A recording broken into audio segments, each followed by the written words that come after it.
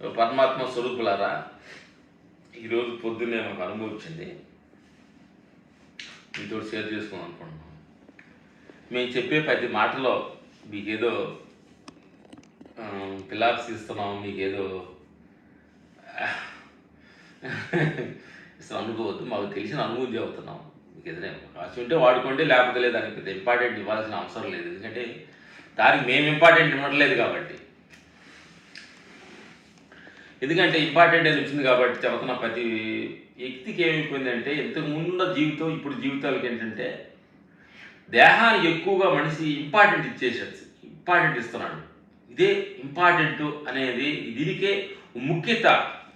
దీనికి ఇచ్చినందువలన మొత్తం దుఃఖానికి కారణం అక్కడ ఇబ్బందులు మనిషి పడుతున్నాడు. ఎందుకంటే దీనికి ఎప్పుడైతే ఇంపార్టెంట్ ఇచ్చావో, ఇప్పుడు బయట పనులన్నిటికీ ఇంపార్టెంట్ ఇచ్చావు, అప్పుడు దీనికి ఏదైనా అయితే ఆ పనులు అనుకున్న పనులు అవ్వాము అని భయం స్టార్ట్ అవుతుంది మనుషులు. ఫస్ట్ ఏమిటంటే, బయట ప్రపంచంలో నువ్వు అనుకున్న లక్ష్యం చేరాలంటే ఇది దేహం కరెక్ట్ కావాలి. వాటికి పనుల మీద ఇంపార్టెంట్ ఇచ్చి ఈ దేహం కోఆపరేట్ చేద్దాము, ఈ దేహం కోఆపరేట్ చేస్తే అవి పనులు చేయము, వీటి మధ్యలో ఘర్షణ జరుగుతుంది. అందుకని మా మిత్రులారా, మీరు అనుకున్న లక్ష్యం చేయండి, కానీ ఇంపార్టెంట్ తగ్గించండి. అది పెళ్లి ఇష్యూలో కావచ్చు, ఒక ఫంక్షన్ ఇష్యూలో కావచ్చు, ఒక ఏదో బిజినెస్ ఇష్యూలో కావచ్చు, దేనిలో విషయాన్ని కావచ్చు. ఏం జరగాలో అదే జరుగుద్ది, ఏం జరగకూడదు అదే జరగదు అనే సత్యాన్ని మహానుభావులు అప్పుడే పాట పాడారు.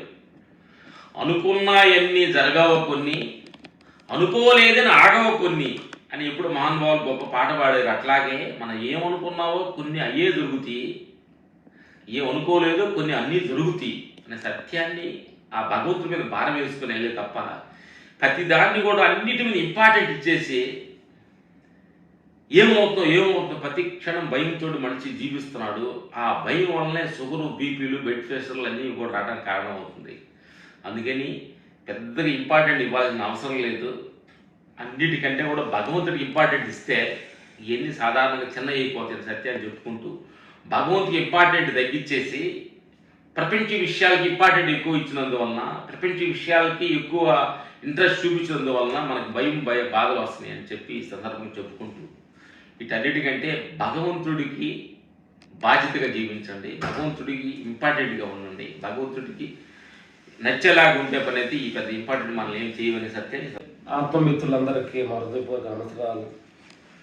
మీ అందరితోటి కలుసుకొని కొన్ని మీటింగ్లకి, మీ ప్రాంతాలకు రావడానికి కారణం వల్ల ఇట్లా మాట్లాడుతున్నాం.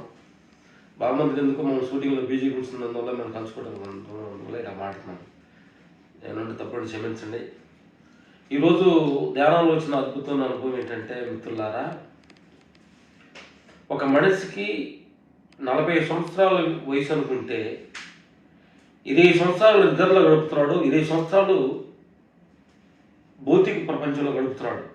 50-50 సంసారం ప్రపంచం 20 సంవత్సరాలు నిద్ర గడుపుతున్నాడు, 20 సంవత్సరాలు నిద్రలో గడుపుతున్నాడు. కానీ ఈ 20 సంవత్సరాలు గడిపిన జీవితానికి, భౌతికవాద జీవితంలో 40 సంవత్సరాలు విషయాలు గుర్తుపెట్టుకుని ఉంటున్నాడు. 20 సంవత్సరాల విషయాలు గుర్తుపెట్టుకుంటున్నాడు. కానీ నిద్రలో 20 సంవత్సరాలు నువ్వు ఆత్మ అనే అమ్మ ఒడిలో పోయి కలిసిపోయేవే. ఏ రోజన్నా కానీ ఈ 20 సంవత్సరాలు నేను ఎక్కడికి వెళ్ళాను, అమ్మ ఒడిలో ఎలాగ నేను సేగ తీసుకుంటున్నాను, ఎలా ఎనర్జీ తీసుకొని నేను వస్తున్నాను. 20 సంవత్సరాల వయసు అప్పుడు కూడా ఇక అమ్మన గురించి మనం గుర్తుపట్టకపోతే అమ్మ ఎంత బాధపడుద్ది, ఆత్మమ్మ. మిత్రులారా, ప్రపంచము, సంసారము, దేహం అనే విషయాల్లో బాగా గుర్తుపెట్టుకుంటున్నాం. కానీ 20 సంవత్సరాలు నీ దేహం కరిగిపోయి అమ్మఒడిలో నిమగ్నమయ్యి అక్కడ భయం, బాధ, దుఃఖం, మరణం భయం లాంటి ఏమి లేని స్థితి నువ్వు అనుభవిస్తూ నుండి కూడా అది ఏంటని తెలుసుకోలేకపోతున్నావు చూడు, అది పెద్ద తప్పు. కాబట్టి ఈ రోజు నుంచి ఆ నిద్రలో ఏం జరుగుతుందో కూడా గమనించుకొని కోరుకుంటున్నాం. అదే ధ్యానం, అదే ఆత్మ పయనం, అదే భగవంతుడి తత్వం సత్యాన్ని తెలుసుకుంటాం. చదువు తీసుకుంటాం. ఓకే.